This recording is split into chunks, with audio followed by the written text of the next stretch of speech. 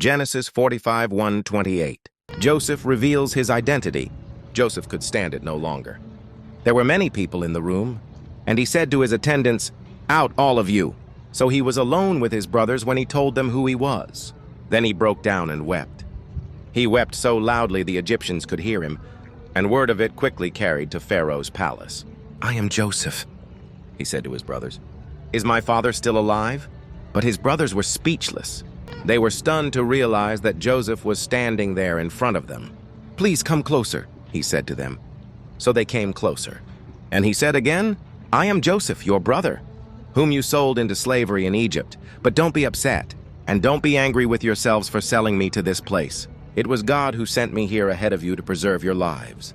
This famine that has ravaged the land for 2 years will last 5 more years, and there will be neither plowing nor harvesting. God has sent me ahead of you to keep you and your families alive and to preserve many survivors. So it was God who sent me here, not you. And he is the one who made me an advisor to Pharaoh, the manager of his entire palace and the governor of all Egypt.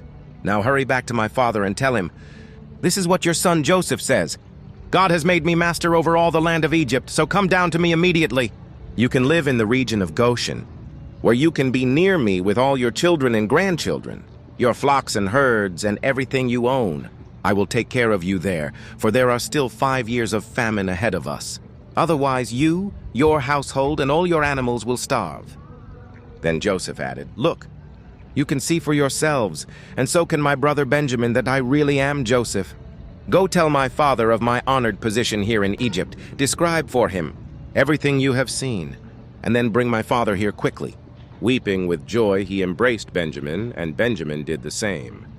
Then Joseph kissed each of his brothers and wept over them. And after that, they began talking freely with him. Pharaoh invites Jacob to Egypt. The news soon reached Pharaoh's palace. Joseph's brothers have arrived. Pharaoh and his officials were all delighted to hear this. Pharaoh said to Joseph, "Tell your brothers, this is what you must do. Load your pack animals and hurry back to the land of Canaan. Then get your father and all of your families and return here to me. I will give you the very best land in Egypt, and you will eat from the best that the land produces." Then Pharaoh said to Joseph, "Tell your brothers, take wagons from the land of Egypt to carry your little children and your wives, and bring your father here. Don't worry about your personal belongings, for the best of all the land of Egypt is yours."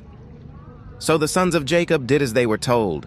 Joseph provided them with wagons as Pharaoh had commanded, and he gave them supplies for the journey, and he gave each of them new clothes. But to Benjamin he gave 5 changes of clothes and 300 pieces of silver. He also sent his father 10 male donkeys loaded with the finest products of Egypt, and 10 female donkeys loaded with grain and bread and other supplies he would need on his journey. So Joseph sent his brothers off, and as they left, he called after them, "Don't quarrel about all this along the way." And they left Egypt and returned to their father Jacob in the land of Canaan. "Joseph is still alive," they told him, "and he is governor of all the land of Egypt." Jacob was stunned at the news. He couldn't believe it. But when they repeated to Jacob everything Joseph had told them, and when he saw the wagons Joseph had sent to carry him, their father's spirits revived. Then Jacob exclaimed, "It must be true! My son Joseph is alive! I must go and see him before I die."